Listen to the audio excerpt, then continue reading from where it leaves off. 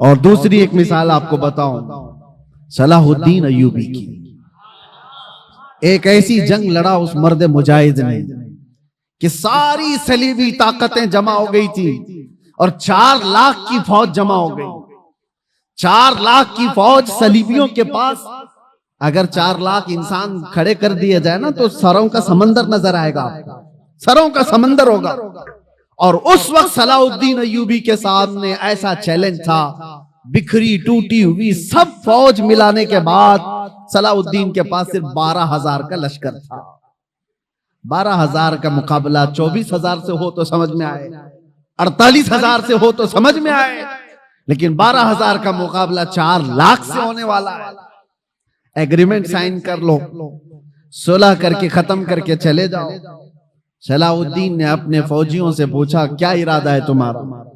صلیبی طاقتیں سب جمع ہیں اور ہماری تعداد کم ہے. کیسے جوان اس لشکر میں شامل تھے. اپنے سپہ سالار سے کہتے ہیں صلاح الدین اگر رسول اللہ صلی اللہ علیہ وسلم کے صحابہ تعداد دیکھ کر میدان میں اترتے تھے تو ہم بھی دیکھ کر اتریں گے، اور اگر وہ اللہ اور اس کے رسول کے بھروسے اترتے تھے تو ہم بھی ان کے نقش قدم پر اللہ اور رسول کے بھروسے اتریں. ہم نے تعداد نہیں دیکھی، تعداد نہیں دیکھی. اللہ کی مدد آئی. اور تاریخ لکھنے والے انگریز لوگ ہیں، عیسائی لوگ ہیں، کتابیں آج بھی مارکیٹ میں مل جائیں گی آپ کو. یہ 4 لاکھ کا مقابلہ جو 12,000 سے ہوا تھا، تاریخ کی ایک ایسی جنگ ہے. انگریز مورخ لکھتے ہیں کہ صلاح الدین کو اور ان کی فوجوں کو قیامت تک فراموش نہیں کر سکتے صلیبی لوگ، اس لیے کہ اس جنگ میں اس نے چھیتڑے اڑا دیے تھے اور ٹکڑے ٹکڑے کر دیے تھے، سب کو بکھیر دیا تھا. لوگ اپنی جانیں بچا کر نکل گئے، مفاہمت پر آ گئے. ایگریمنٹ صلاح الدین نے نہیں، سامنے والوں نے سائن کیا. میرے عزیزو، میں آپ کو یہ باتیں اس لیے عرض کر رہا ہوں کہ پاور اور طاقت کا نشہ جب کسی کو آتا ہے سر چڑھ کر کے بولتا ہے. اور ایک بات، فرعون کی عمر زیادہ نہیں لمبی کی جاتی، ظلم کی تاریخ زیادہ لمبی نہیں ہوتی، اور ان کا انجام بھیانک ہوتا ہے. اس لیے کہ مظلومین کی آہ جب نکلتی ہے تو اللہ کریم، اللہ رب العزت کو قہار و جبار خدا جلال میں آئے گا اور پکڑ کرتا ہے. تو ایسے کہ قرآن میں اللہ تعالیٰ فرماتا ہے فَلَمَّا نَسُوا مَا ذُكِّرُوا بِهِ فَتَحْنَا عَلَيْهِمْ أَبْوَابَ كُلِّ شَيْءٍ حَتَّى إِذَا فَرِحُوا بِمَا أُوتُوا. جب یہ لوگ بھول جائیں اللہ کو تو اللہ فرماتا ہے میں ان کو خوشیوں کے سارے دروازے کھول دیتا ہوں، خوب خوش ہو جاؤ. یعنی اللہ کو بھولنے کے بعد ظالموں کے لیے دروازے کھول دیے جاتے ہیں، خوب خوشیاں مناؤ، سب تمہارا ہے، سب تمہارا ہے، طاقت بھی تمہاری، سیاست بھی تمہاری، تخت بھی تمہارا، سارا ڈپارٹمنٹ تمہارا، ناچو جتنا ناچنا ہے. پھر اللہ فرماتا ہے فَأَخَذْنَاهُمْ بَغْتَةً، اچانک ہم ایک دن پکڑ کریں گے، اچانک ایک دن پکڑ کریں گے، اور پھر پوری دنیا کی طاقت اس پکڑ سے اس کو آزاد نہیں کرا سکے گی، نہیں نکال سکے گی. اور ہم ظالم درندوں کے انجام کا انتظار کریں گے انشاءاللہ. اور آپ دیکھنا میرے عزیزو، ہماری زندگی رہے نہ رہے لیکن اللہ حی و قیوم ہے، واللہ ہمیشہ سے ہے اور ہمیشہ رہنے والا. لوگ یہ سمجھتے ہیں آج ہم پاور میں ہیں اور ہم طاقت میں ہیں، ان کو مار دیں گے، ان کو کاٹ دیں گے، سب کر لو، لیکن اللہ تو زندہ ہمیشہ رہنے والا ہے. ہمارا وارث اللہ رب العزت ہے، ہماری تمام چیزوں کے لیے اللہ کریم ہے. ہم نے جب یہ قرآن میں پڑھا وَأُفَوِّضُ أَمْرِي إِلَى اللَّهِ، اللہ نے یہ قرآن میں سکھایا ہے کہ یوں کہو کہ میں نے اپنے سارے معاملات اللہ کے حوالے کر دیا. ان اللہ بصیر بالعباد، بے شک اللہ اپنے بندوں کو دیکھ رہا ہے. تو پھر دیکھو اللہ تعالیٰ بندوں کو کیسے دیکھتا ہے. ہاں وقت لگتا ہے، تھوڑے دنوں کی بات ہے، میں نے اس وقت دیکھا پڑھنے کے میرے مطالعے میں ایک چیز آئی تھی. حضرت ابو جندل ایک صحابی ہیں، مکہ میں یہ گرفتار ہوئے تھے، قیدی بن گئے کافروں کے ساتھ، اور تقریباً جانتے ہو 16 سال انہوں نے کافروں کی قید میں گزارے. اور جب رسول پاک صلی اللہ علیہ وسلم صلح حدیبیہ جو ہوئی، اس حضور 1400 صحابہ کے ساتھ عمرہ کرنے آ رہے تھے، تب مکہ والوں نے روک لیا تھا اور ایگریمنٹ سائن ہو گئے تھے. सुलह हुदैबिया जो है उसमें यह था कि मक्का से कोई भाग करके जाएगा तो मदीने वाले उसको वापस कर देंगे, और मदीने से कोई भाग करके आएगा तो हम उसको वापस नहीं करेंगे, हम अपने पास रख लेंगे। सब ऐसी एग्रीमेंट उन्होंने साइन की थी। उसी वक्त ये अबू जुंदल सहाबी कैद से निकल करके आ गए थे। अंदाजा करो 16 साल के बाद कोई जंजीरें तोड़ करके निकल आया हो, और वो भी सहाबा की जमात में आ गए। सहाबा ने सीने से सीना लगाया, वो फूट फूट करके अपने जख्म बता रहे थे। लेकिन कुफ्फार को जैसे ही पता चला हमारा एक कैदी भाग गया है, तो उन्होंने कहा कि अभी अभी हमारा एग्रीमेंट हुआ है कि जो मक्का से भाग कर जाएगा उसको मदीने वाले वापस करेंगे, अबू जुंदल को हमारे पास वापस करो। सहाबा सब खड़े हो गए कि इस मजलूम को हम वापस कैसे करेंगे, जंग कर लेंगे। सबकी नजरें हुजूर पाक की तरफ थी कि हुजूर क्या फैसला फरमाए। अबू जुंदल अपने जख्म दिखा दिखा करके सहाबा से कह रहे थे इनके पास वापस भेजोगे मुझे बहुत मारेंगे। तो मक्का के कुफ्फार और मुशरिकीन को हुजूर ने कहा कि अब वो आ गया छोड़ दो, अभी तो हमारी एग्रीमेंट साइन नहीं हुई। तो उन्होंने एग्रीमेंट को खत्म कर दिया और कहा कि अगर ये हमको वापस नहीं किया जाएगा तो हम एग्रीमेंट भी नहीं करेंगे। जब जिद पर अड़ गए, हुजूर पाक ने अबू जुंदल की तरफ देखा और कहा अबू जुंदल मक्का वापस चले जाओ, रहमतुल लिल आलमीन है। सारे सहाबा देख रहे हैं। बसा औकात ऐसे हुक्म आएंगे मेरे अजीजों जिंदगी, लोग ये समझते हैं ये तो हमारी तकलीफ पर और तकलीफ आ रही है। वो रहमतुल लिल आलमीन है और 16 साल का कैदी बाहर आया है और हुजूर उसको कहते वापस चले जाओ। दुनिया की नजर तो ये देख रही है कि रहमतुल लिल आलमीन है, वापस इसको कैद में भेज रहे हैं। सारे सहाबा से कहते लड़ लो, इसको वापस निकाल लो। लेकिन तुम नहीं जानते जो रसूलुल्लाह की नजर देख रही है। ये इम्तिहान है हमारा। मुसीबत के बाद हम आस लगाए हैं अल्लाह उसके रसूल की जात से, तो हो सकता है 2-4 मुसीबतें फिर आ जाएं। तुम ये कहोगे कि मैंने तो एक मुसीबत से छुटकारे की दुआ की थी, 4 और आ गई। कहीं ऐसा तो नहीं कि तुम्हारा ईमान बिखर जाएगा और तुम छोड़ दोगे।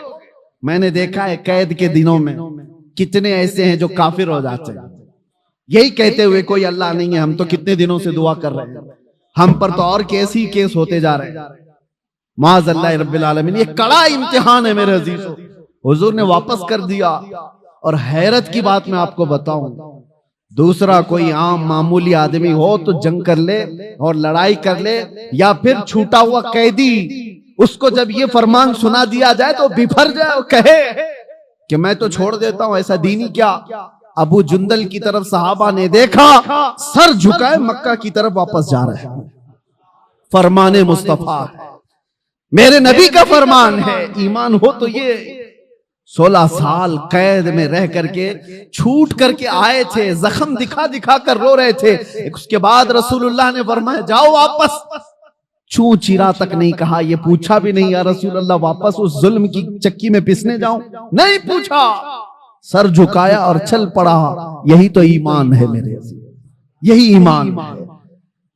मैं जो बात अर्ज कर रहा हूं वो ये कि रसूल मुहतरम सल्लल्लाहु तआला अलैहि वसल्लम की जिंदगी पाक से मैं आपको बताऊं, पावर जब हो, गलबा जब हो, उस वक्त कैसे लोगों के साथ मामलात किए गए। तो चले कुफ्फार और मुशरिकीन गालिब आ गए तो उनकी बात अलग है कि उन्होंने अपने जुल्म की सारी हदें पार कर दी, जुल्म की सारी हदें पार कर दी। जब गलबा मिला था काफिरों को उहद के मैदान में, बदर में मुसलमानों को गलबा मिला, उहद में कुफ्फार और मुशरिकीन को गलबा मिला। दोनों के दरमियान जमीन आसमान का फर्क है। बदर के मैदान में भी 70 काफिर मारे गए थे और उहद के मैदान में 70 मुसलमान शहीद हुए थे। 70 मुसलमान शहीद हुए, लेकिन दोनों में फर्क इतना है, बदर में जितने 70 काफिर मारे गए थे, एक एक को चुन करके लाया गया, एक गड्ढे में डाला गया, सारी लाशों को ला करके हुजूर ने उनको खिताब भी किया। शाम के वक्त हदीस पाक में हुजूर उनसे बात कर रहे थे, बताओ ऐ मरने वालों, क्या तुमको वो चीज मिल गई जो तुम्हारे खुदाओं ने तुमको वादा किया है? یا تم اپنے خداؤں سے جو یعنی امید رکھتے تھے؟ صحابہ تو یہ پوچھ رہے تھے یا رسول اللہ آپ ان کو خطاب کر رہے ہیں، یہ تو مرے ہوئے۔ حضور فرماتے ہیں یا زندوں سے زیادہ سنتے ہیں۔ یہ معاملہ ہے بدر کے میدان کا، پاور تھا، غلبہ تھا، اور ادھر احد کے میدان میں پاور اور غلبہ کفار کو تھا۔ کیا کیا انہوں نے؟ 70 مسلمانوں کو جو شہید کیا، امیر حمزہ کا سینہ چاک کر کے کلیجہ نکال کے چبایا تھا۔ انسانوں میں یہ حرکت ہو سکتی ہے؟ کوئی انسان یہ کر سکتا ہے؟ جانور کھاتے ہوں گے جانوروں کو، انسان نہیں۔ پاور جب ملا تو سینہ چاک کر کے کلیجہ نکال کر کے چبایا۔ دوسرے کیا کیا؟ سعد ابن ربی ان کے پیٹ کو پھاڑ دیا اور انتڑیاں باہر نکالی، گلے میں ڈال لیے گئے۔ کیا یہ انسان کر سکتا ہے؟ تیسری مثال حضرت انس بن نزیر، یہ وہ صحابی ہیں، ان کی بہن کہتی ہیں سوائے ان کی شہادت کی انگلی کے ان کا جسم ملا ہی نہیں، کچل دیا گیا تھا، پورا رون دیا گیا تھا، پورے جسم کو رون دیا گیا۔ ایک انگلی سے پہچان میں آئے کہ انس بن نزیر کی لاش۔ لاشوں کے ساتھ یہ کیا، جب پاور آیا تو طاقت آئی تو یہ کیا۔ چوتھی مثال، یہ تو ایک دو نہیں ہے، کئی مثالیں۔ عبداللہ بن جہش ایک صحابی، ان کے جسم کے 80 ٹکڑے کیے گئے اور ہر ٹکڑے کو رسی میں پیرو کر ہار بنایا۔ یہ پاور جب آئے تو کفار یہ کرتے ہیں، اور رسول اللہ صلی اللہ تعالی علیہ وسلم کے ہاتھ میں جب پاور آیا۔ اب میں آپ کو بتاؤں، یہ احد کا میدان تھا جہاں جنگلی جانوروں سے زیادہ ظلم کفار و مشرکین نے کیا صحابہ کے ساتھ۔ 70 صحابہ جو شہید ہوئے ہیں، سب کی لاشوں کے ساتھ انہوں نے بہت برا سلوک کیا ہے، بہت برا سلوک کیا ہے۔ جنگی قانون بھول جاتے ہیں لوگ جب پاور میں آتے ہیں، طاقت میں آتے ہیں، اور یہی پاور جب رسول اللہ کے ہاتھ میں آیا، 10,000 کا لشکر لے کر میرے آقا 20 رمضان کو مکہ میں داخل ہو رہے ہیں۔ اس وقت جنگ کرنے جیسی نوبت بھی نہیں تھی، کفار مکہ سب بھاگے بھاگے پھر رہے تھے، مقابلہ کرنے کی طاقت نہیں تھی، خاندان بکھرے ہوئے تھے، حضور کے سامنے کھڑے ہونے کی ہمت نہیں تھی، سب چھپ رہے تھے، اور نبی پاک صلی اللہ تعالی علیہ وسلم کے صحابہ شاہانہ انداز میں حرم کعبہ میں داخل ہو رہے تھے۔ لبیک کی صدائیں گونج رہی تھی، حرم کعبہ کی سرزمین چومی جا رہی تھی، اور اللہ اکبر کی صداؤں سے مکہ گونج رہا تھا۔ اس وقت جانتے ہو 10,000 کا لشکر جب مکہ میں آیا ہو، ہیبت ایسی طاری تھی سب کے دلوں پر کہ لوگ دیواروں سے چپکے ہوئے کھڑے تھے، کوئی دروازوں کے اندر بند کھڑے تھے، لیکن میرے آقا صلی اللہ علیہ وسلم جب حرم کعبہ میں آئے، اذان دی گئی اور پھر مکہ والوں کو بلایا گیا، کہاں ہیں سارے لوگ؟ حیرت ہوتی، آپ کو تاریخ اٹھا کر کے دیکھو، حیرت ہوگی۔ جس نے حضور پاک صلی اللہ علیہ وسلم کے مقابل میں ایک دو نہیں کتنی جنگیں لڑی، جنگ بدر میں مقابلے میں ابو سفیان ہے، جنگ احد میں مقابلے میں ابو سفیان ہے، جنگ خندق میں مقابلے میں ابو سفیان ہے، حضور کے مقابلے میں ابو سفیان اتنی جنگیں حضور کے مقابلے میں لڑتے رہے، اور حضور اس دن اعلان کرتے ہیں مکہ کے فتح مکہ کے دن جب پاور ہاتھ میں ہے، میرے آقا فرماتے ہیں جو بھی مکہ میں ادھر ادھر چھپ کر کے بھاگ رہے ہیں ان کو ڈرنے کی ضرورت نہیں، جو میرے دادا عبد المطلب کے گھر میں آ گئے وہ پناہ میں ہے، جو ابو سفیان کے گھر میں آ گئے وہ پناہ میں ہے۔ دشمن کے گھر میں ابو سفیان کو یہ مقام دے رہے ہیں، حضور فرماتے جو ابو سفیان کے گھر میں آ گئے وہ پناہ میں ہے، جو خانہ کعبہ کے ارد گرد آ گیا وہ پناہ میں ہے، اس سے جنگ نہیں کی جائے گی، اور جو تلوار اٹھایا حضور سے مقابلہ کرنا چاہا وہ قیدی بنا کر کے لائے گئے، پکڑ کر کے لائے گئے۔ فتح مکہ کا دن ہے، صحابہ تو صحابہ ہیں جو برسوں سے جنگوں کی زندگی دیکھ رہے ہیں حضور کے ساتھ، میرے عزیزوں ان کی قربانیاں کم نہیں ہیں۔ حضرت ابو ہریرہ سے پوچھو، حدیثیں بتاتی ہیں ایسی ایسی جنگوں میں صحابہ گئے، کہتے ہیں کہ پیروں پر کپڑے باندھنے پڑتے تھے، سارے ناخن اکھڑ گئے تھے، ایسی جنگیں وہ لڑ کر کے آئے بغیر چپل پہنے۔ میرے آقا صلی اللہ علیہ وسلم سے کبھی انہوں نے یہ سوال نہیں کیا تھا کتنا لمبا آپ لے کر کے جائیں گے۔ ایک جنگ سے لوٹ رہے ہیں، جبرائیل امین آئے، حضور سے کہا یا رسول اللہ اللہ کا حکم ہے یہیں سے دوسری جنگ میں جانا ہے۔ صحابہ 1 مہینے کی جنگ کے بعد لوٹ رہے تھے، زخمی تھے، نسیں کٹی ہوئی تھی۔ حضور نے جبرائیل سے کہا میرے صحابہ سے پوچھ لوں، یہ مدینے سے 5 کلومیٹر ہی باقی تھا گھر، واپس راستہ 5 کلومیٹر کا، 1 مہینے کی جنگ کے بعد واپس آ رہے۔ حضور نے صحابہ سے پوچھا جبرائیل آئے اللہ کا حکم لے کر، یہاں سے دوسری جنگ میں جانا ہے، تمہارا کیا مشورہ ہے؟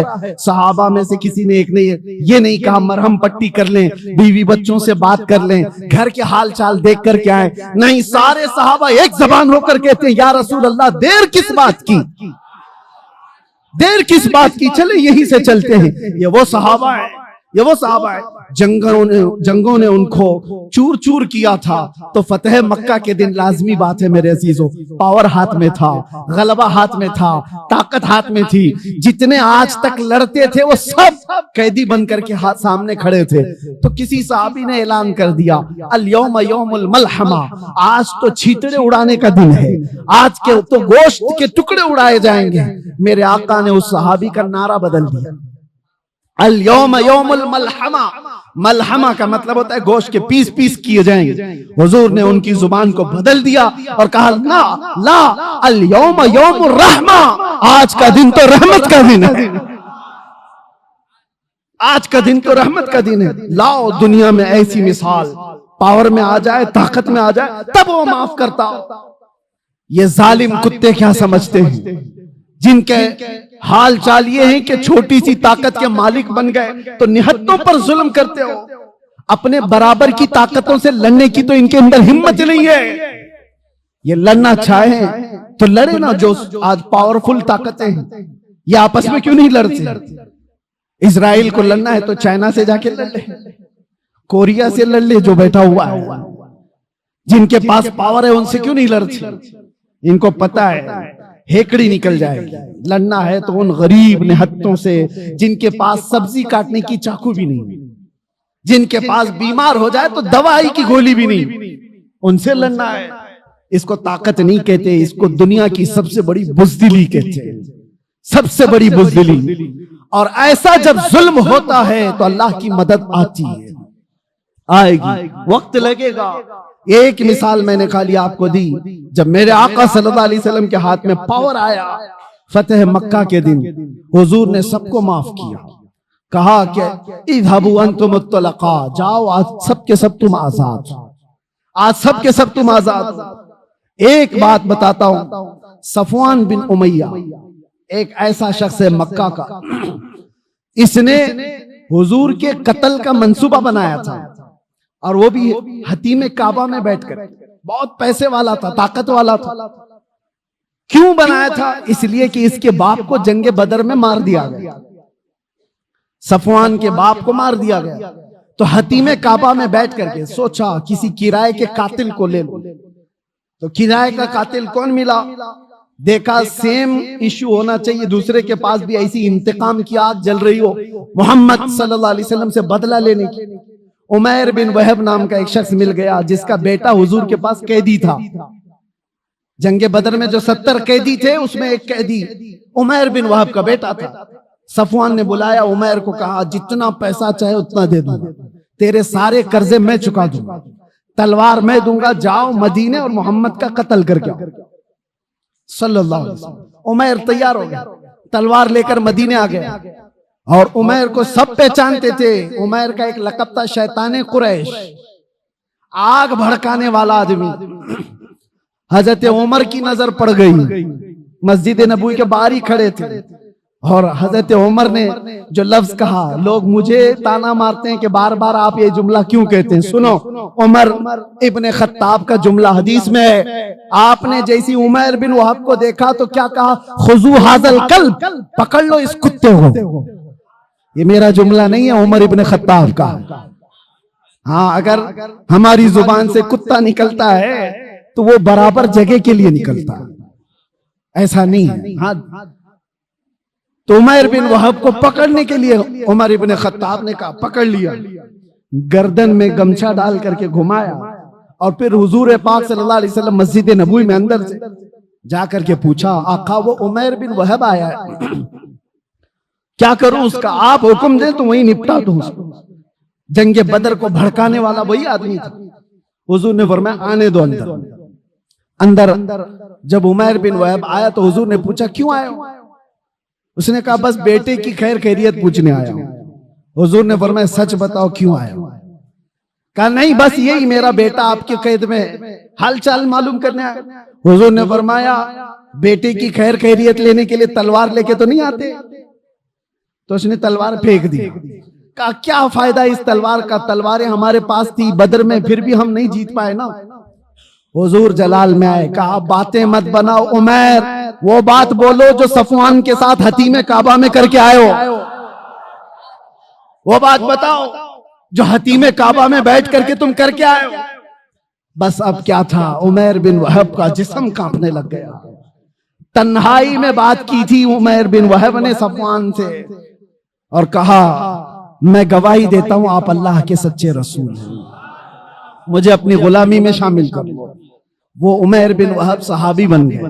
حضرت عمر بن خطاب گلے میں ہاتھ ڈال کر باہر لے کر کے آئے اور صحابہ سے کہا تھوڑی دیر پہلے یہ آدمی مجھے خنزیر سے زیادہ برا لگتا تھا اور اب یہ عمیر بن وہب مجھے اپنے بیٹے سے زیادہ عزیز لگتا ہے۔ یہ ہے اللہ کے لیے محبت، اللہ کے لیے دشمنی۔ اب یہ واقعہ پورا میں اس لیے بتا رہا ہوں، عمیر بن وہب گیا تھا گردن لینے کے لیے، اپنی گردن دے آیا۔ صفوان یہاں انتظار کر رہا تھا، روز انتظار کر رہا تھا کہ کچھ نئی نیوز آئے۔ کوئی بھی قافلہ مدینے سے آتا اس کے پوچھتا کوئی نئی خبر ہے، کچھ بڑی خبر ہے؟ اس کے تو دماغ میں یہی تھا کہ آج قتل ہو گیا ہوگا، کل قتل ہو گیا ہوگا۔ ایک قافلہ آیا، صفوان سے کہا ہاں ایک بڑی خبر ہے تیرے۔ کہا کیا؟ کہا تیرا پکا جگری دوست بھی مسلمان ہو گیا۔ وہ کہا یہ تو ڈوب مرنے کا وقت آ گیا میرے۔ یہی وہ دن تھے۔ تھوڑے دنوں کے بعد حضور پاک صلی اللہ علیہ وسلم پورے صحابہ کی جماعت کے ساتھ مکہ میں آ گئے، فتح مکہ۔ اس وقت تک صفوان ایمان نہیں لایا ہے، ایمان کی بوباس بھی نہیں، انتقام کی آگ میں بھڑک رہا۔ جب حضور آئے اور سب کو امان دے رہے تھے، سب کو امان دے رہے تھے، تو اس وقت صفوان بن امیہ یہ بھاگ کر کے نکل گیا مکہ سے اور لوگوں سے کہا کہ تم لوگ محمد کے ہاتھ میں آنا چاہتے ہو، اس سے بہتر ہے کہ سمندر میں چھلانگ لگاؤ، خودکشی کر لو۔ تو اپنے گھوڑے کو لیا اور سمندر کی طرف چلا گیا کہ میں سوسائیڈ کر لوں گا، ان کے ہاتھ میں آنے سے تو اچھا ہے۔ حضور پاک صلی اللہ علیہ وسلم جب سب کو معافی دے رہے تھے تو عمیر بن وہب حضور کے پاس آتے ہیں، اب وہ صحابی رسول ہیں۔ کہا یا رسول اللہ صفوان بھاگ کر کے گیا ہے، میں چاہتا ہوں کہ اس کو بھی آپ معافی دے دیں۔ اس نے اگرچہ آپ کے قتل کا منصوبہ بنایا تھا، میں ہی آیا تھا، لیکن اس کے اندر اپنے باپ کے انتقام کی آگ بھڑکی ہوئی تھی، اس لیے کیا تھا، آپ معاف کر دیں۔ حضور نے دیکھا عمیر بن وہب کس کی سفارش کر رہا ہے؟ صفوان کی۔ حضور نے کچھ نہیں کہا، مسکرایا اور کہا صفوان کے لیے بھی امان ہے۔ یہ نہیں کہا کہ وہ ایمان لائے تو امان ہے، نہیں، جس حالت میں اس حالت میں امان ہے۔ تو عمیر بن وہب کہتے میں ایسا دوڑا دوڑا گیا صفوان کو بتانے کے لیے کہ اس کی جان بچا لوں، وہ چھلانگ نہ لگا لے۔ بھاگتے گھوڑے سے دوڑاتے ہوئے پا لیا صفوان کو قریب میں۔ کہا تیرے لیے بڑی خوشخبری ہے، محمد صلی اللہ علیہ وسلم اتنے رحم دل آدمی ہیں، انہوں نے تجھے معاف کر دیا ہے۔ صفوان کہتا ہے یہ چیز یقین کرنے کی جیسی ہے ہی نہیں، دنیا میں کون ایسا کرتا ہے؟ تو یا تو کوئی چال بازی کر رہا ہو۔ کہا نہیں، ابو سفیان کو معاف کیا، ہندا کو معاف کیا، سب بڑے بڑے لوگوں کو معاف کیا، تم کیا ہو؟ تو اس نے کہا مجھے اس وقت تک یقین نہیں ہوگا جب تک ان کی کوئی نشانی نہ دیکھ لوں۔ یہ دیکھیں ایک آدمی جو پکڑا گیا ایک قیدی ہے اور وہ اپنی بخشش کے لیے نشانی پوچھ رہا ہے۔ ارے ڈوبتے کو تنکے کا سہارا ہونا چاہیے، اگر فرمان بھی سن لے تو آ جانا چاہیے، لیکن وہاں نہیں۔ وہ کہتا ہے میں اس وقت تک یقین نہیں کروں گا جب تک نشانی نہ۔ عمیر بن وہب پھر سے واپس آئے اور حضور سے کہا یا رسول اللہ وہ مان نہیں رہا ہے، وہ خودکشی کر لے گا، وہ مر جائے گا اور اس کو میری بات پر یقین نہیں آ رہا ہے۔ حضور نے فرمایا کیا وہ میرے تمام حیت کو پہچانتا ہے؟ کہا کہ یا رسول اللہ آپ کی حیت کو کون نہیں پہچانتا، آپ کی شکل و شباہت کو کون نہیں پہچانتا۔ حضور نے اپنا عمامہ اتارا اور کہا یہ لے جاؤ اور اس کو بتا دو۔ اللہ اکبر، آتا ہے فقیروں پہ انہیں پیار کچھ ایسا، خود بھیک دیں اور خود کہیں منگتے کا بھلا۔ उमैर बिन वहब हुजूर का यामामा लेकर पहुंचे। देखते ही सफवान पहचान गए ये रसूलुल्लाह का मामा। वापस पलट आया सर झुका करके मेरे आका के पास खड़ा था। मेरे आका ने कहा सर झुकाओ नहीं, उठाओ, सर उठाओ। तुम जिस हालत में रहना चाहते हो तुम आजाद हो। अब कौन आजाद रहना चाहेगा? कौन आजाद रहना चाहेगा? हुजूर पाक ने जब इतना जुमला कहा तो सफवान ने कहा ऐसी दुनिया की आजादी से बेहतर है आपके तलवों के नीचे रहा जाए, आपके कदमों में रहा जाए। ये है पावर आने के बाद के मामलात। हुस्ने सुलूक कोई दुनिया वाला करके दिखाए। पावर आने के बाद आज भी जो नशेड़ी हुकूमतें बैठी हुई हैं, चुन चुन के जो मुकद्दमे लगाती हैं पिछली हुकूमतों के ऊपर, ये क्या है? ये सब इंतकामी जज्बा है। आज इनके पास पावर है, इसको जेल में डाल दो, उसको जेल में डाल दो। क्यों? इसलिए कि उन्होंने अपनी हुकूमत के दौरान हमको जेल में डाला था। तो तुम क्या समझते हो यहाँ खत्म हो जाएगा? तुम भी जाओगे, कोई और आएगा तुमको भी पहुंचाएगा, तुमको भी पहुंचाएगा। ये सिलसिला चलता रहेगा। इस सिलसिले को खत्म करना हो तो फतह मक्का की तारीख पढ़ो, ये हुजूर पाक की रहमत वाली तारीख पढ़ो, तभी अमन व अमान आएगा, बहाल होगा। अल्लाह का हजारहा करोड़ा शुक्र है कि मौला ने ऐसे वैसे ऐरे गैरे के दीन पर नहीं रखा, हमें अल्लाह तबारक व तआला ने मुहम्मदुर रसूलुल्लाह के दीन पर रखा। उनकी न मिसाल है, न कोई मसील है, न अखलाक में, न शबाहत में, किसी चीज में कोई उनका मसील नहीं है। अल्लाह करीम आखिरी दम तक हमें हुजूर के कदमों से वाबस्ता रखे। इसीलिए मेरे अजीजों, माँ बाप के भी अदब और एहतराम की जो बात की गई है कि माँ बाप का अदब और एहतराम वो किस वक्त, कि जब वो लोग ताकतवर हो और तुम छोटे हो, उस वक्त नहीं। उस वक्त तो हर बच्चा अपने माँ बाप का अदब करता है, क्योंकि माँ भी पावरफुल है, ताकत है उसको, बाप भी ताकतवर है, कमाता वही है, घर वही चलाता है, और बच्चा अभी जवान भी नहीं हुआ, छोटा है, तो अदब तो करेगा ही, डांट तो सुनेगा ही। कमाल उस वक्त है जब वो बुढ़ापे पर आ गए और उनके हाथ पांव नहीं चलते, कमाई का कोई जरिया नहीं, और तुम पावरफुल हो चुके हो, तुम्हारे पास अल्लाह ने ताकत भी दी, दौलत भी दी। अब देखा जाए कि तुम मां को झिड़क के बात करते हो या फिर वो अदब दिखाते। इम्तिहान तो उस वक्त है जब वो कमजोर हो जाएं और तुम ताकतवर हो जाओ। इसीलिए कुछ लोग शोहर और बीवी के साथ हुस्ने सुलूक के जो मामलात हैं, इसको भी मैं आपको बताता हूं। किस वक्त एतबार है इस चीज का? कोई अगर ये कहता है मैं अपनी बीवी के साथ बहुत अच्छा सुलूक करता हूं, तो अगर अच्छा सुलूक करता है तो ये देखा जाएगा कि किस वक्त कर रहा है। जब तेरी ताकत सब खत्म हो गई, अब तुझे बीवी की जरूरत पेश आई, उस वक्त अच्छा सुलूक कर रहा है, या उस वक्त जब वो कमजोर थी और तू ताकतवर था? इसीलिए मेरे अजीजों, ये सारी मिसालें देखना है तो मुहम्मदुर रसूलुल्लाह सल्लल्लाहु अलैहि वसल्लम की जिंदगी, मेरे आका करीम सल्लल्लाहु तआला अलैहि वसल्लम की जिंदगी पाक, हुजूर पाक सल्लल्लाहु तआला अलैहि वसल्लम के अपने वालिदैन के अदब की जो मिसाल मिलती है। हुजूर के वालिदैन तो बहुत जल्दी इंतकाल कर चुके, लेकिन फिर भी हदीस में मिलता है उस वक्त नहीं जब मेरे आका सल्लल्लाहु अलैहि वसल्लम का बचपन था, उस वक्त की बात जब मदीने तैयबा में इस्लामी हुकूमत एस्टेब्लिश हो चुकी है। कैसर और किसरा थर्रा रहे हैं, हुजूर के नाम से कांप रहे हैं। जिस जगह सहाबा चले जाएं, फतह व कामरानी उनके कदम चूम रही हो, उस वक्त जब गलबा था, गलगला था, नबी पाक सल्लल्लाहु अलैहि वसल्लम सहाबा के साथ बैठे, एक बूढ़ी औरत आती है, हुजूर खड़े हो जाते हैं, और खड़े हो गए, सहाबा चौंक गए। मेरे आका सल्लल्लाहु अलैहि वसल्लम ने अपनी चादर निकाली और बिछाया उस बूढ़ी खातून को बैठने के लिए। सहाबा ने पूछा, ये वो सरवरे किश्वरे रिसालत है, सैयदुल अंबिया है, जिसके कदमों को माथा लगाकर जिब्राइल बोसा देते हो, वो किसी बूढ़ी के लिए खड़ा हो जाए? तो हुजूर पाक सल्लल्लाहु अलैहि वसल्लम से सहाबा ने पूछा कि इस खातून का अदब क्यों? मेरे आका ने फरमाया, ये 2 साल मुझे दूध पिलाने वाली हलीमा सादिया है। नबी पाक सल्लल्लाहु अलैहि वसल्लम ने उस वक्त अदब करके दिखाया है جب پاور تھا، غلبہ تھا، صحابہ کی جماعت تھی، اور ایک بوڑھی خاتون آئی، اور وہ بھی جنم دینے والی عورت نہیں ہے، دودھ پلانے والی دایا ہے۔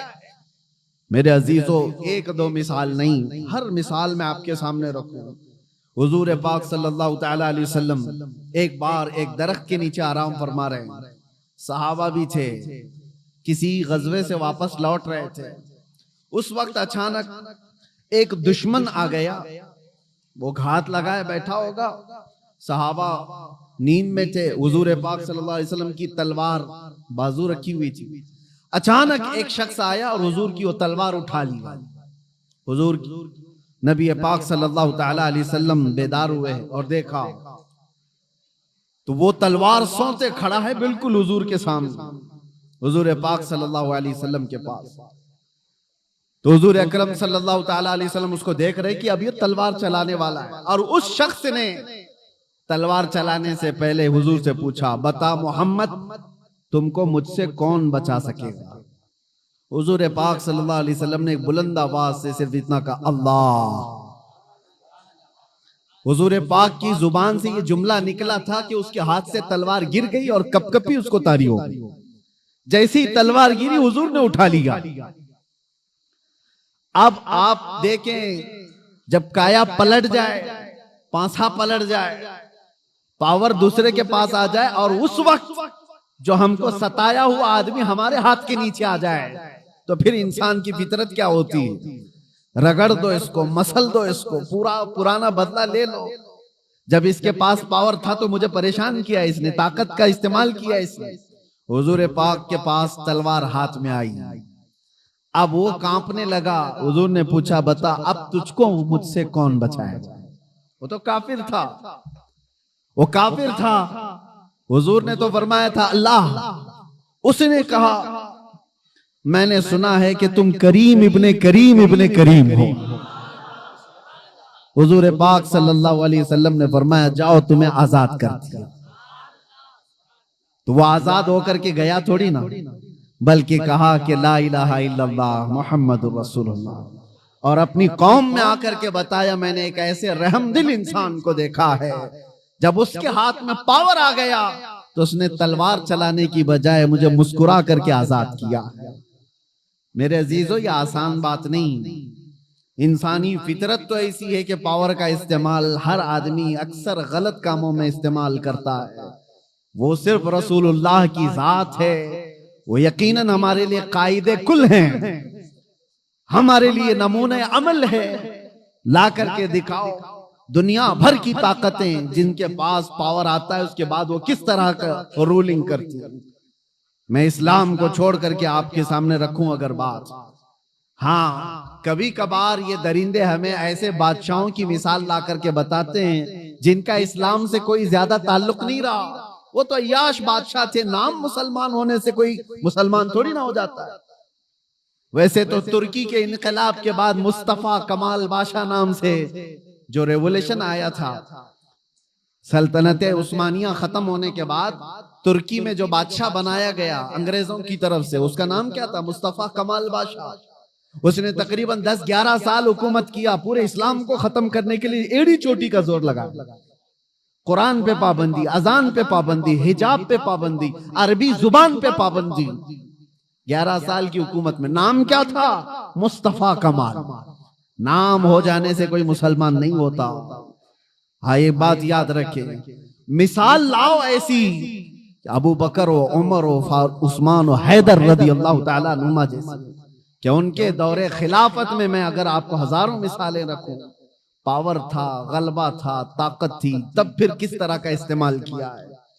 آج دنیا کو دیکھو، نہتوں پر جو ظلم کیا جاتا ہے، برابر کا مقابلہ ہو تو سمجھ میں آئے کہ دو پہلوان میدان میں لڑ رہے ہیں۔ فلسطین اور اسرائیل کے معاملات کو پوری دنیا جانتی ہے۔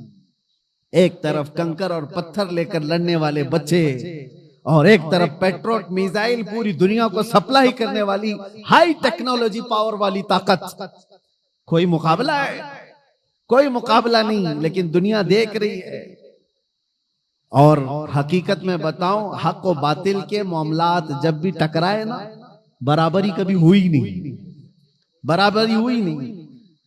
एक तरफ 82 लोग हैं और एक तरफ 22,000 का लश्कर करबला के मैदान। 82 का डबल कर दो, ट्रिपल कर दो, 4 गुना कर दो, समझ में आए कि ये लोग डबल थे, ये ट्रिपल थे। नहीं, अरे कितने गुना ज्यादा।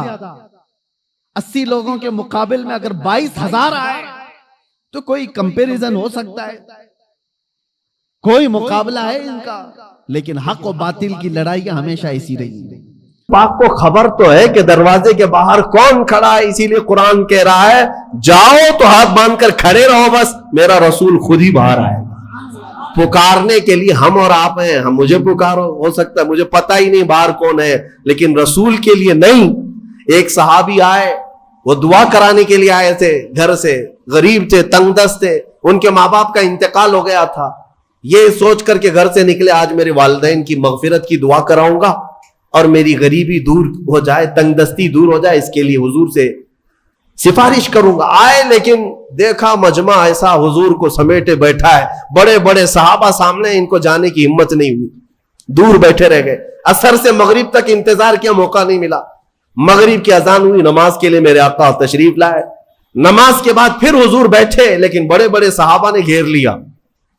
ये गरीब साहब ही थे, दूर खड़े रह गए। कहां फलान फलान करके जाऊंगा, पीछे खड़े रहे। इशा की अजान हो गई, इशा तक मौका नहीं मिला। इशा की नमाज पीछे पड़े और इशा के बाद मेरे आका सल्लल्लाहु अलैहि वसल्लम सीधे अपने घर में जाते थे, अब बैठक नहीं होती थी। अब इशा की नमाज के बाद हुजूर अपने हुजरे की तरफ निकले। ये साहबी कहते हैं मैंने सोचा मौका तो आज दिन भर नहीं मिला, हाथ बांधे पीछे पीछे चलते रहे। हुजूर अपने दरवाजे पर पहुंच गए और पीछे मुड़कर कहते हैं जा अल्लाह तेरी गरीबी दूर करे, तेरे मां बाप की मगफिरत करे। किसने कहा मेरे नबी से, किसने कहा मेरे अजीजों। इसीलिए तो हमारा अकीदा यह है कि वो दिलों की भी सुनते हैं, उसकी भी सुनते हैं जिसे बोलना नहीं आता। वो लकड़ियों की जब सुनते हैं, हिरन की जब सुनते हैं, तो उम्मतियों की क्यों नहीं सुनेंगे। हम यहां से पुकारे वो वहां से सुने, मुस्तफा की समाअत पे दूरों नजदीक के सुनने वाले वो कान, काने लाले करामत पे। इसीलिए सुन्नियों मैं कहता हूं कि तफसीर भी सुनना हो तो इश्क मुस्तफा के साथ सुनो। मजा ही कुछ और है कि अपने नबी को छोड़कर महफिल कौन सी होती है। रसूल जिस महफिल में ना हो तो महफिल कहां है, उसे महफिल नहीं कहा जाता। बुल्ले शाह मियां रहमतुल्लाह अलैह बड़े सूफी बुजुर्ग है, वो कहते हैं जिस दिल में हुजूर की याद ना हो उस दिल में कुत्ते बसते हैं, कुत्ते होते हैं, जानवर बसते हैं। हकीकत है दिल उसी को कहते हैं जिसमें हुजूर की याद आए। दिल है वो दिल जो तेरी याद से मामूर रहा, सर है वो सर जो तेरे नाम पे कुर्बान। हाँ, दिल और सर वही है जो हुजूर के लिए हो, हुजूर के लिए ना हो तो फिर ये कद्दू का एक टुकड़ा है और दिल जो है सीने के अंदर वो गोश्त का एक छितरा है और कुछ नहीं। हाँ, बस इनकी हैसियत इतनी है, दोनों कंधों के बीच में एक कद्दू का टुकड़ा है और सीने के अंदर गोश्त का एक छितरा है। इसे दिल मत कहना और इसे सर मत कहना। दिल कहने के लिए जरूरत इस बात की है कि देखो पहले उसमें हुब्बे मुस्तफा है या नहीं। सर कहने के लिए हर एक को सर मत कहना, बल्कि आला हजरत फरमाते सर सिर्फ वही है जो उनके कदमों पे कुर्बान होने को तैयार है, वही सर है। बहरहाल आज की इस तफसीर में हमने बारगाह रसूल का अदब पढ़ा, इसलिए है मेरे अजीजों हुजूर पाक सल्लल्लाहु ताला अलैहि वसल्लम को छोड़कर दुनिया का कोई इल्म नहीं है, कोई इल्म नहीं। वल्लाह आला हजरत फरमाते हैं जिक्र खुदा भी जो है अल्लाह का जिक्र करने के लिए जब भी खड़े होंगे, अगर उसमें मुस्तफा का जिक्र नहीं आया तो इसे जिक्र खुदा कहा ही नहीं जाएगा। जिक्र खुदा है ही नहीं हो। जिक्र खुदा जो उनसे जुदा चाहो न जदियो, वल्लाह जिक्र हक नहीं कुंजी सकर की है। फरमाते हैं ये जहन्नम की चाबी है। हुजूर का जिक्र छोड़ करके अगर तुम कहते हो बखुदा खुदा का यही है दर, नहीं और कोई मफर मखर। इसको मैं समझाऊं आपको। आला हजरत फरमाते हैं मफर का मतलब होता है भागने की जगह और मकर कहते हैं ठहरने की जगह। हुजूर को अगर छोड़ोगे तो न भागने की जगह है न ठहरने की जगह। हुबली में नहीं, पूरी दुनिया में। हाँ, न भागने की जगह मिलेगी ना ٹھہرنے کی جگہ ملے گی حضور کو اگر چھوڑو گے.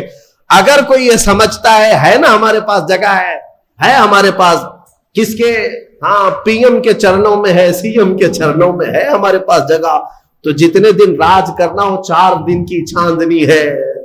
پھر دیکھنا ایک وقت آئے گا جب تمہاری روح قبض ہوگی, سامنا میرے مصطفیٰ کا کرنا ہوگا, اور پھر ملائکہ تمہیں بتائیں گے, اور قیامت کا دن تو یہ حساب کا ہوگا. دیکھنی ہے حشر میں عزت رسول اللہ, وہاں کسی کی نہیں چلنے والی, کسی کی نہیں ہے. خلیل اللہ کو بھی حاجت رسول اللہ. عزیزان گرامی وقار, بخدا خدا کا یہی ہے در, نہیں اور کوئی مفر مقر. جو وہاں سے ہو یہی آ کے ہو, جو یہاں نہیں تو وہاں نہیں. تفسیر قرآن کے لیے بھی حضور پاک صلی اللہ تعالی علیہ وسلم کی محبت شرط ہے, شرط ہے. حضور کو چھوڑ کر ایک ابھی سوشل میڈیا میں گمراہی پھیلانے والے کئی ایسے موسمی کیڑے آتے رہتے ہیں, اور آج مجھے جوانوں کو بتانا اس لیے بھی ضروری ہے کہ یہ اپنا آدھا دین جو ہے سوشل میڈیا پر ہی سمجھ بیٹھے ہیں. ہاں, ان کا سب سے بڑا استاد تو علامہ گوگل ہے. مولانا گوگل سے پوچھیں گے, نام بھی اسی سے پوچھیں گے, مسئلے بھی اسی سے پوچھیں گے, اور گوگل صاحب سب بتا دیتے ہیں. تو جس کا استاد گوگل ہے وہ سنے, وہ سنے. ہر چیز اس میں جو آ جاتی ہے وہ صحیح نہیں ہوتی. ہاں, شہد دکھائے زہر پلائے, قاتل ڈائن شوہر کش, اس مردار پہ کیا للچانا دنیا دیکھی بھالی. اعلیٰ حضرت نے اس کی بہت پہلے تشریح کر دی تھی. یہ وہ دنیا ہے جو تمہیں شہد دکھاتی ہے اور زہر پلاتی ہے. کچھ لوگ ایسے آئے ہوئے ہیں اس میں. ایک شخص آیا, وہ کہتا ہے کہ صرف قرآن, اس میں کسی حدیث کی ضرورت نہیں, حدیث لینا ہی نہیں ہے. نہ بخاری, نہ مسلم, نہ ترمذی, نہ ابو داؤد, نہ نسائی, نہ ابن ماجہ, نہ مشکات, کوئی حدیث نہیں چاہیے, قرآن ہی چاہیے. صرف قرآن. قرآن سے ہمیں یہ خبر ملی, کچھ نوجوان اس میں بہکتے چلے گئے. ہاں, قرآن ہی تو سب کچھ ہے اس کے اندر. جب اللہ نے فرمایا سارا بیان ہم نے قرآن میں اتار دیا ہے, کوئی خشکی تری چھوڑا ہی نہیں, سب کچھ قرآن میں ہے, تو پھر حدیث کی کیا ضرورت.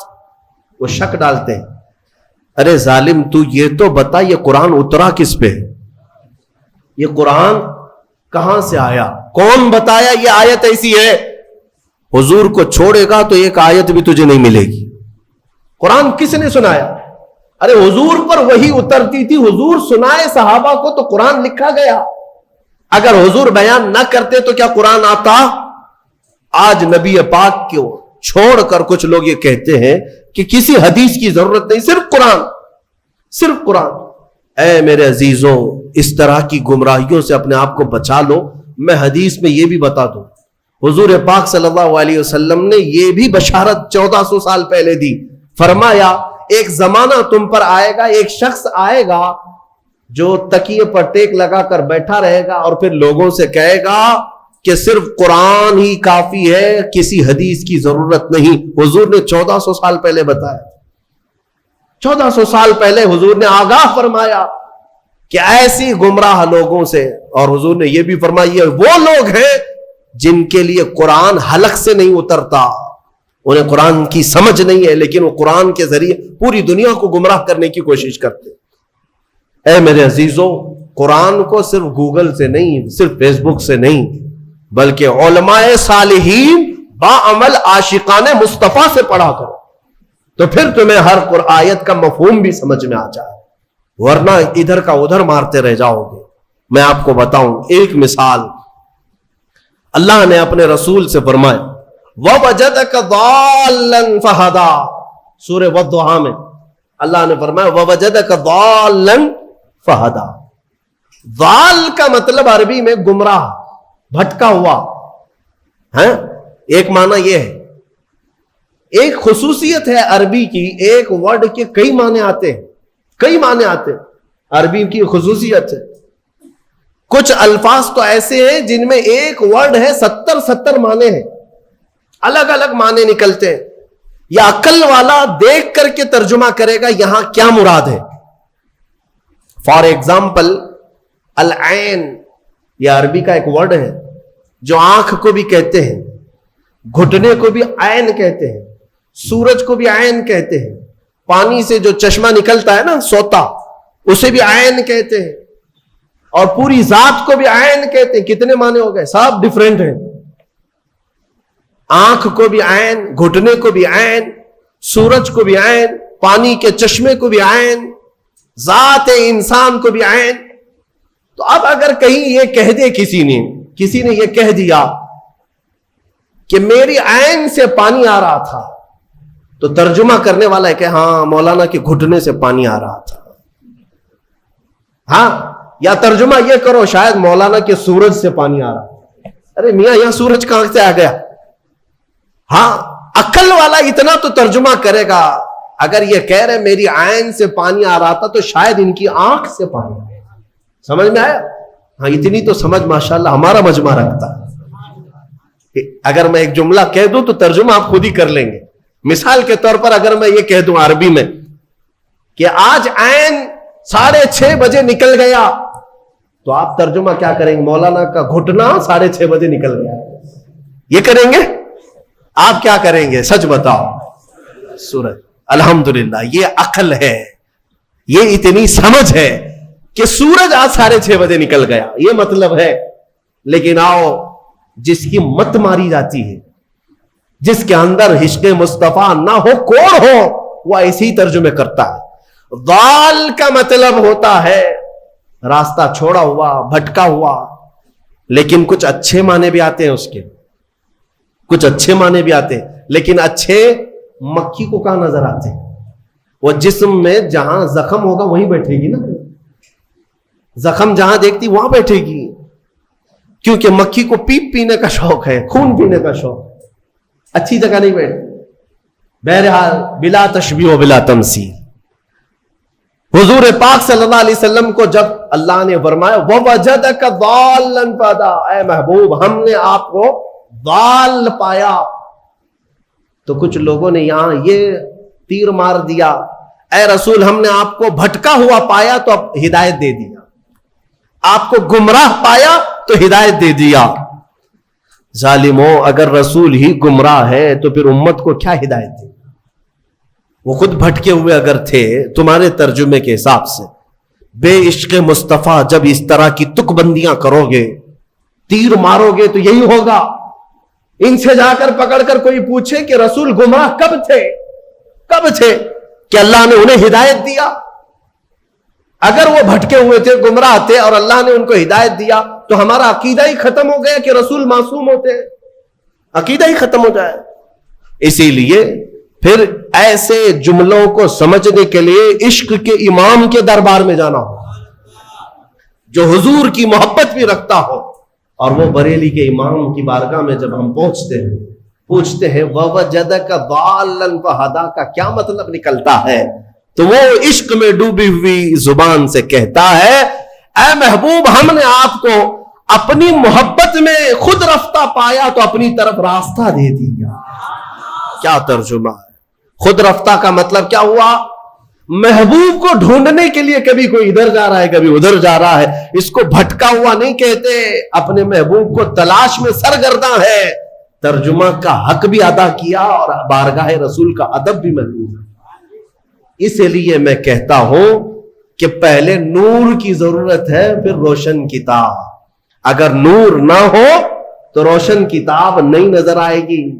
इसलिए नूर मुस्तफा का वास्ता जरूरी है, हवाला जरूरी है। इंशाअल्लाह इस बार हम जो भी तफसीर करेंगे वो नूर मुस्तफा की बरकत से करेंगे इंशाअल्लाह। और हम कोशिश ये करेंगे कि कोई तफसीर हमारी जिक्र मुस्तफा से खाली ना होने पाए, कोई तफसीर हमारी, कोई मजलिस और कोई महफिल हमारी जिक्र मुस्तफा से खाली ना होने पाए। इसलिए कि हमें जो कुछ भी मिला है या रसूल अल्लाह वो तुम्हारी बदौलत मिला है।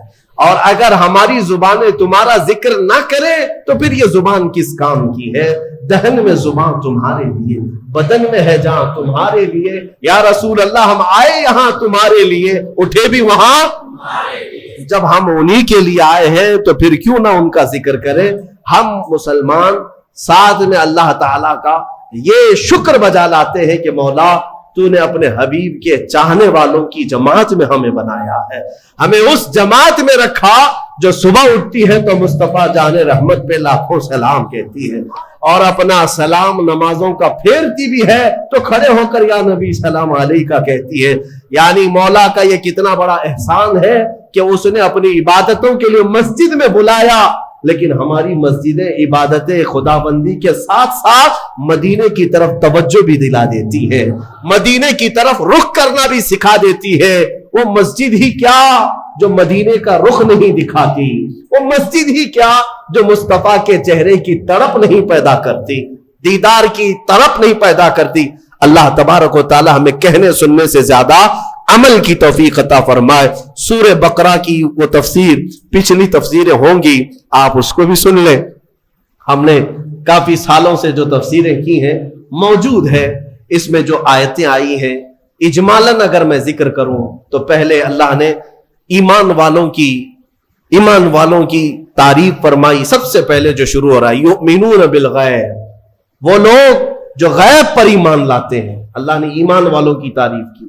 उसके बाद काफिरों की मजम्मत की कि कुछ काफिर ऐसे हैं जिनके दिलों पर अल्लाह ने मोहर लगा दी, उन्हें कुछ अब समझ में नहीं आएगा। खत्म अल्लाहु अला कुलूबिहिम व अला समइहिम व अला अबसारिहिम गिशावा, उनके दिलों पर मोहर लगा दी गई, उनकी आंखों पर पर्दा पड़ा है, उनके कानों को कुछ नहीं सुनाई देगा। क्या हक बात यहां पर मैं बताता हूं, यूसुफ अलैहिस्सलाम का हुस्न है, यूसुफ अलैहिस्सलाम का हुस्न है, नंबर 1 हुस्न यूसुफ। उस पर क्या हुआ, कट गई। औरतों ने जानबूझकर के काटा, क्या जानबूझकर काटा, वाकया मैंने सुनाया। जुलेखा ने बुलाया, अचानक कहा कि लीमू काटो, औरतों के हाथ से लीमू गिर गया और कटा क्या। अब इसको मुझे बताएं, औरतों ने काटा या खुद कटी? कट गई। अरे मियां, जानबूझकर के काटना अलग बात होती है, उसके लिए हिम्मत की बात है, जिगरे की जरूरत होती है। हाँ, अनजाने में कट जाए अलग मामला है। हुस्न यूसुफ को देखती रही और कट गई उनकी उंगलियां, लेकिन किसकी उंगलियां कटी? औरतों की। कहां की औरतें? मिस्र की औरतें। औरतों की भी क्या कटी? उंगलियां। 5 चीजें आला हजरत ने एक मिसरे में बयान की। पहला वाला जो मिसरा है, कहते हैं हुस्न यूसुफ पे कटी मिस्र में अंगुष्ठ जना। 5 चीजों को तवज्जो दो। किस पर कटी? हुस्न यूसुफ पे, यूसुफ अलैहिस्सलाम के हुस्न पर। औरतों ने, मर्दों ने नहीं, औरतों ने। कहां की औरतें? मिस्र की औरतें। क्या काटी? उंगलियां काटी, यानी खुद काटी नहीं, कट गई। अब इसके बदले में जब मेरे आका की बारगाह आती है, इमाम अहले सुन्नत फरमाते हैं, या रसूल अल्लाह, अब यहां पर मिस्र की औरतें नहीं, मर्दाने अरब, जो अरब पूरी दुनिया में मरकजियत रखता है, वहां के अरब जंगजू और बहादुर माने जाते हैं। यहां के अरब, या रसूल अल्लाह, अब मर्दाने अरब, जनाने मिस्र नहीं, मिस्र की औरतें नहीं, या रसूल अल्लाह, यहां अरब के मर्द, और वहां हुस्न पर काटती हैं, हुस्न पर काटती हैं। आका, यहां तो सिर्फ नाम पर काटती हैं, यहां सिर्फ नाम पर काटते हैं, औरतें नहीं, मर्द। और फिर क्या आला हज़रत फरमाते हैं, वहां उंगलियां काटी, आका यहां तो गर्दन काट लेते हैं और वहां कट जाती हैं अनजाने में। आका यहां तो जान करके, देख करके अपने आप को पेश कर देते हैं, सर कटाते हैं तेरे नाम पे मर्दान अरब। या रसूल अल्लाह, तेरे हुस्न का हाल ये है कि यहां मर्द अरब के अपना सर कटाने पर भी फख्र महसूस करते हैं। हक तो ये है कि फिर वो कहते हैं, जान दी हुई उसी की थी। हक तो ये है कि हक अदा ना हुआ। ये सहाबा वही हैं जो सूली पर चढ़ाए जाते थे, उनकी उंगलियां काटी जा रही, होंठ काटे जा रहे हैं, आंखों में सलाइयां फेरी जा रही हैं, कान काटे जा रहे हैं और हाथों पैरों का मुसला किया जा रहा है। तब भी वो सहाबा क्या कहते हैं, रसूल पाक सामने नहीं है, हुस्न को दिखाया नहीं जा रहा है कि देखें तो अंगुलियां कट जाएं पता ना चले, होंठ कट जाए पता ना चले, आंखों में सलाइयां फिर जाए पता ना चले। नहीं, मेरे आका मदीने में हैं, सहाबी रसूल बांधे गए मक्का में, सिर्फ नामे मुस्तफा पर सूली पर चढ़ गए, होंठ कट गए, आंखों में सलाइयां फिर गई, उंगलियों कट गई, नाखून पकड़ से खींचे गए, फिर भी ये कहते हैं। मक्का वालों ने कहा, اے خبیب اے خباب کیا اچھا ہوتا تمہاری جگہ تمہارا رسول ہوتا. جلال آیا, کہا اسی وقت جو جان مانگو تو جان دے دیں, جو مال مانگو تو مال دے دیں, مگر یہ ہم سے کبھی نہ ہوگا, نبی کا جاہو جلال دے دیں. یہ صحابہ کا نعرہ تھا. کہتے ہیں تم کہتے ہو میری جگہ نبی ہوتے تو اچھا ہوتا. سن اے نادان, میں رسول پاک میں اپنے جسم کے ٹکڑے ٹکڑے ہو جائیں گوارا کروں گا, لیکن میرے مصطفیٰ کے تلوے ناز پر کانٹا بھی چھپے میں گوارا نہیں کرتا. یہ حسن مصطفیٰ کی بات ہے. رسول کریم صلی اللہ تعالی علیہ وسلم کا حسن وہ ہے میرے عزیزو. حسن یوسف پہ کٹی مصر میں انگشت زنا, سر کٹاتے ہیں تیرے نام پہ مردان عرب. اس حسن کا حال ہی الگ ہے, اس حسن کی بات ہی الگ ہے. میرے آقا کا حسن وہ تھا کہ صحابہ فرماتے ہیں کہ جیسے گلشن میں گلاب ہے, جیسے گلشن میں گلاب ہے, مگر اعلیٰ حضرت فرماتے ہیں دنیا ساری دیکھتی ہے باغیچے میں گلاب کھلا ہے نا, باغیچے میں گلاب کھلا ہے. ایک گلشن, گلشن کس کو کہتے ہیں؟ باغیچے کو. باغیچے میں موگرا بھی ہے, چمپا بھی ہے, اور گلاب بھی ہے, چمیلی بھی ہے, لیکن جب گلشن میں گلاب کھلتا ہے سب سے حسین لگتا ہے. اعلیٰ حضرت رحمۃ اللہ تعالی علیہ عجیب فکر رکھتے ہیں, عشق رسول میں ڈوب کر کہتے ہیں دنیا نے دیکھا ہے گلشن میں گلاب کھلتا ہے, لیکن یا رسول اللہ آپ کی ذات تو وہ ہے کہ ایک گلاب ہے سارا گلشن اسی میں کھلا ہوا ہے. یہاں گلاب گلشن میں دیکھے ہیں ہم, گلاب میں گلشن دیکھا جا رہا ہے, اس لیے کہ آنکھیں ایک پھول کی ترجمانی کر رہی ہیں, بینی مبارکہ ایک پھول کی ترجمانی کر رہی ہیں, آپ کے لبھائے ناز ایک پھول کی ترجمانی کر رہے ہیں, چہرے اقدس میں الگ الگ ایک رنگت ہے. اور اسی لیے اعلیٰ حضرت فرماتے ہیں کہ یہاں تو ایک گلاب میں سارا گلشن سمایا ہوا ہے, حسن یوسف ہے. عزیزان گرامی, یہ یوسف علیہ السلام کے حسن کی بات تھی. جہاں آپ دوسرے نبیوں کو جو کمالات دیے گئے, ان کمالات کا اگر میں ذکر کروں, سلیمان علیہ السلام کو اللہ تعالیٰ نے فرمایا وَعُلِّمْنَا مَنطِقَ الطَّيْرِ, ہم نے سلیمان کو پرندوں کی بولیاں سکھائیں. پرندہ زندہ ہوتا ہے نا, اڑتا بھی ہے, دیکھتے ہیں چین چین بھی کرتا ہے, کائیں کائیں بھی کرتا ہے, جانتے ہیں پرندے. اور پرندے کیا کہہ رہے ہیں یہ ہو سکتا ہے آپ کو نہیں معلوم, لیکن میرے آقا صلی اللہ تعالیٰ علیہ وسلم کی حدیثیں بھی بتاتی ہیں, قرآن میں بھی ہے. سلیمان علیہ السلام پرندوں کی بولیاں جانتے تھے, وہ سمجھتے تھے. تو کوئی اگر یہ سوال کرے کہ حضور صلی اللہ تعالیٰ علیہ وسلم بھی جانتے تھے یا نہیں, ارے نادان, یہ سوال ہی نہیں کرنا چاہیے, وہ ساری مخلوق کے رسول ہیں.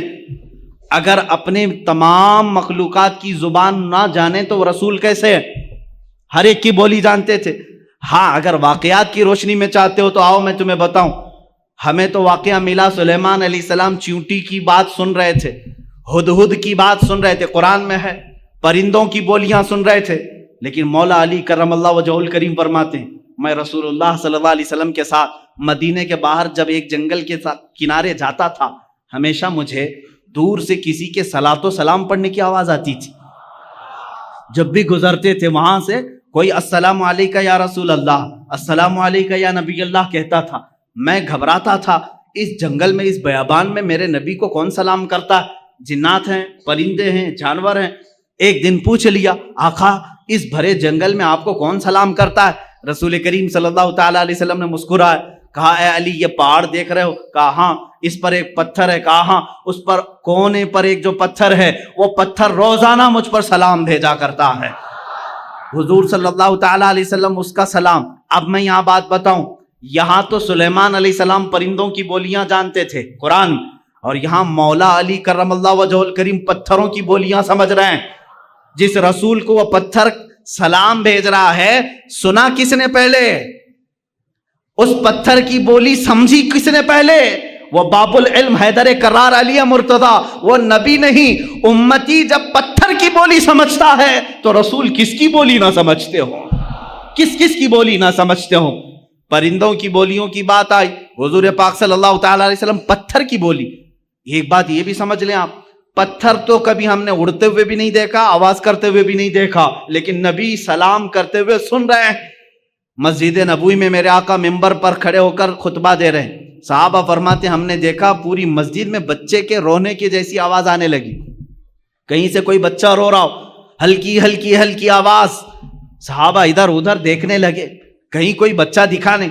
تھوڑی دیر کے بعد میرے آقا صلی اللہ تعالیٰ علیہ وسلم ممبر سے اتر آئے, مسجد کے باہر دروازے کے تک پہنچے. وہاں ایک لکڑی پڑی ہوئی تھی. یہ وہی لکڑی ہے, یہ وہی عصا ہے جس کو حضور صلی اللہ تعالیٰ علیہ وسلم اپنے ہاتھ میں لے کر خطبہ دیتے تھے.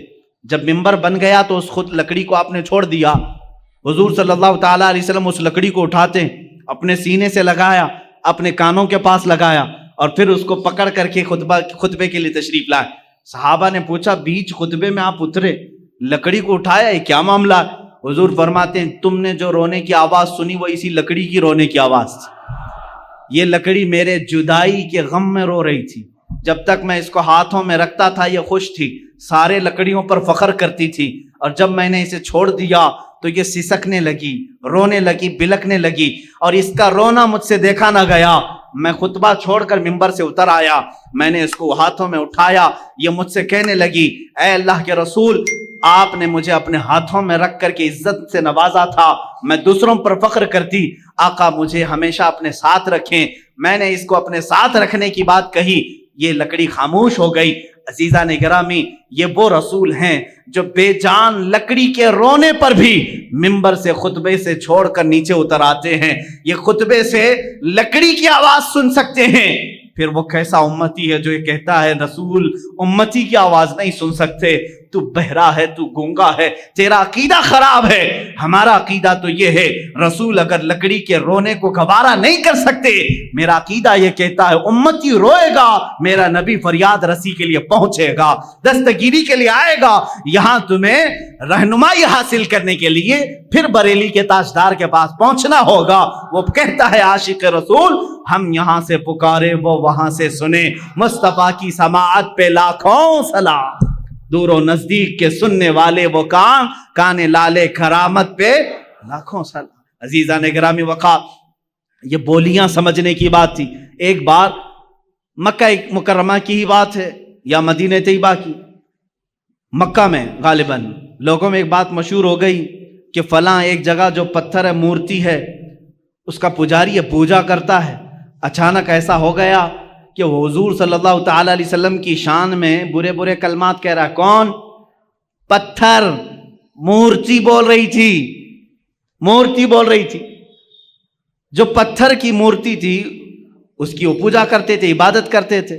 مورتی بولنے لگی تو سب خوش ہو گئے جتنے دشمن تھے کہ ہاں آج ہمارا بھگوان صحیح بولا. اب تک تو ہم حضور کے بارے میں خود ہی بول رہے تھے, پتھر بولنے لگا. یہاں تو ڈپلیکیٹ بنا کر کے بولوایا جاتا ہے. آپ یہ مت سمجھیں کہ یہ وہ زمانہ نہیں تھا کہ پیچھے سے بیٹری اور سیل لگا کر کے مورتی کو بلوایا جا رہا ہو. سیل بھی نہیں تھا, بیٹری بھی نہیں تھی, کوئی کنیکشن بھی نہیں تھا. ہاں یہاں ہم سنتے ہیں اس طرح سے کہ کچھ خدا ایسے ہیں جو دودھ پیتے ہیں, پانی پیتے ہیں, لیکن انہی لوگوں کو معلوم بھی ہے وہ کہاں جاتا ہے پانی, کہاں جاتا ہے دودھ, جو لوگ اس طرح کی حرکتیں کرتے ہیں. لیکن مکہ میں جو ہوا وہ حقیقت میں ہوا. پتھر جو بول رہا تھا حقیقت میں بول رہا تھا. یہ وہ زمانہ نہیں ہے کہ مشین لگا کر کے بلوایا جا رہا ہو. تو صحابہ پریشان ہوئے, جنہوں نے صحابہ سے آ کر کے کہا دیکھو تمہارے محمد کے بارے میں ہمارا خدا کیا کہہ رہا ہے. محمد صلی اللہ تعالیٰ علیہ وسلم کے بارے میں وہ کہہ رہا ہے وہ جھوٹے ہیں معاذ اللہ.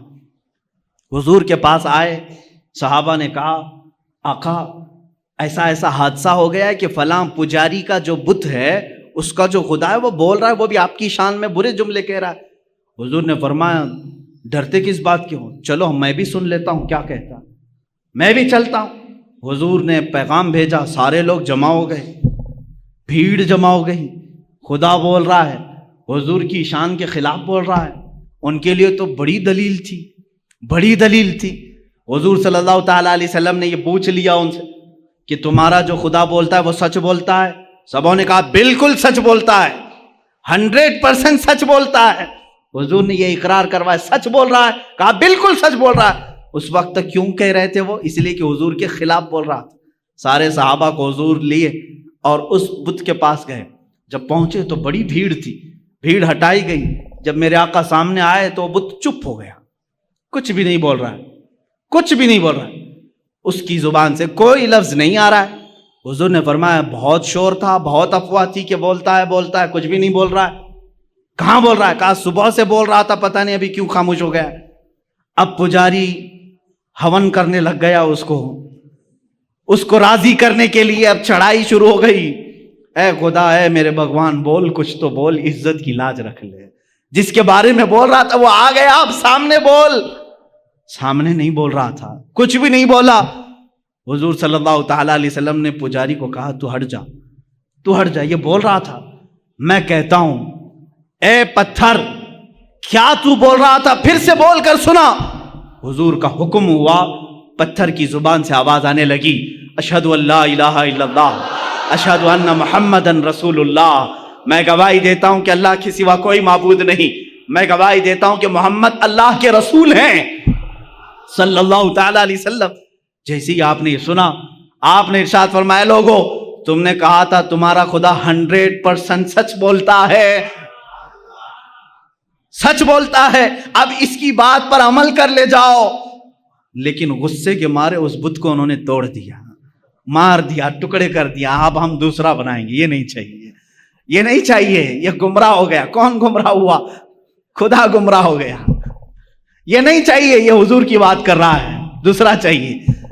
یہ ہے جب کسی کے دل پر مہر لگ جائے وہ حقیقت کو نہیں سمجھتا. عزیزان گرامی اوقات، حضور پاک صلی اللہ تعالی علیہ وسلم نے بلوایا کس کو؟ پرندوں کو، جانوروں کو نہیں، پتھروں کو بھی.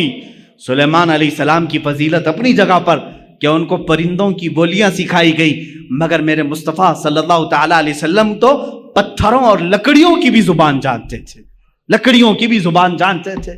اب آئیں حضور پاک صلی اللہ تعالی علیہ وسلم کے کمالات کے اعتبار سے دو چیزیں کہہ کر کے میں اپنی گفتگو کو سمیٹتا ہوں. یقیناً صبر ایوب کی جب بات آتی ہے اس کا مثل کوئی نہیں. ایوب علیہ السلام نے کمال کا صبر کیا ہے، اور صبر کا جب نام آتا ہے تو ایوب علیہ السلام کا نام ساتھ میں آتا ہے. آپ نے بارہا سنا ہوگا، اللہ تعالیٰ نے آپ کو آزمائش میں رکھا. اللہ تبارک و تعالیٰ نے سیدنا ایوب علیہ السلام کو ایسا نہیں کہ شروع سے بیماری میں رکھا، شروع سے ساری نعمتیں نکال لی. نہیں، ایوب علیہ السلام بڑے مالدار تھے، بہت اولاد والے تھے. کافی بیویاں آپ کی تھیں، 16 یا 27 بیویاں آپ کی کتاب میں شمار کی گئیں. کئی اولاد آپ کی تھی، مویشی تھے، جانور تھے، جائیدادیں تھیں، باغیچے تھے، بہت کچھ تھا آپ کے پاس. لیکن ایک بار اللہ تعالیٰ نے آزمائش کا حکم دیا، اب آزمایا جائے. پھر ان کے ایک ایک چیزیں غائب کی گئیں، ضائع کی گئیں. ان کے جانور مرے، ان کی اولاد کا انتقال ہوا، ان کی بیویاں فوت ہوئیں، باغیچے ہلاک ہو گئے، جائیدادیں ختم ہو گئی، حتیٰ کہ آپ کے جسم پاک میں بھی بیماری ڈال دی گئی. بہت تیز بخار آپ کو رہتا، یہاں تک کہ آپ کا جسم گل چکا تھا. اتنی شدت کا بخار آپ کو دیا گیا، لیکن اس وقت تک آپ صبر کرتے رہے، صبر کرتے رہے. صبر میں آپ ہی کا تو نام لیا جاتا ہے، لیکن میرے عزیزو وہ صبر ان کا معجزہ تھا. لیکن میرے آقا صلی اللہ علیہ وسلم کی زندگی پاک کو اگر میں بتاؤں، مصطفیٰ کریم صلی اللہ تعالیٰ علیہ وسلم وہ ذات ہے جب وہ دنیا میں تشریف لانے والے ہیں، دنیا میں ان کے آمد سے 6 ماہ پہلے ہی ان کے والد کا وصال ہو چکا ہے، انتقال پہلے ہی ہے. آپ میں سے سب کے باپ ہوں گے یا ماں ہوں گی، والدین کا سایہ کتنی اہمیت رکھتا ہے جانتے ہیں آپ؟ میرے مصطفیٰ صلی اللہ تعالیٰ علیہ وسلم دنیا میں تشریف لائے تو یتیمی کی حالت میں آئے ہیں. وہ یتیم پیدا ہوئے ہیں، عبداللہ کے در یتیم ہیں. اپنے باپ کو پیدا ہونے سے 6 ماہ پہلے ہی اللہ تبارک و تعالیٰ نے ان کی روح قبض فرمائی. لیکن یہ صبر نہیں ہے تو اور کیا ہے؟ بچے نے آنکھ کھولی. مکہ کا ماحول ایسا تھا کہ بچوں کو دودھ پلانے کے لیے ماں کے پاس نہیں، دور رکھا جاتا تھا. اس رواج کے اعتبار سے پہلے دن حضور اکرم صلی اللہ تعالی علیہ وسلم کو یا دوسرے دن ہی حضور کو حلیمہ سعدیہ کی گود میں دے دیا گیا. ماں کے پاس نہیں، حلیمہ سعدیہ کے گھر، جو مکہ مکرمہ سے بھی تقریباً 150 کلومیٹر کا دور کا سفر ہے. کون بچہ ہے آج دنیا میں جو اپنی ماں سے کو چھوڑ کر پہلے دن سفر کر رہا ہو؟ پہلے دن مجھے یاد ہے جب میں 11 سال کا تھا، مجھے دور پڑھنے کے لیے بھیجا جا رہا تھا، پورا سفر روتا ہوا گیا تھا. माँ के आंचल से लिपट करके, बाप के सीने से लग करके, भाइयों को छोड़ता हुआ देख करके कौन गम के आंसू नहीं रोता। एक बच्चा जो अपने घर से जाता है होशो हवास में, मुझे मालूम है मेरे अजीजों हिजरत क्या चीज होती है। जब छोड़ करके अपने अजीजों को जाते हैं, उस रसूल को जिंदगी पाक को पढ़ो, ये सब्र नहीं है तो और क्या है। जो पैदाइश के पहले दिन अपनी माँ से 150 किलोमीटर दूर हलीमा सादिया के साथ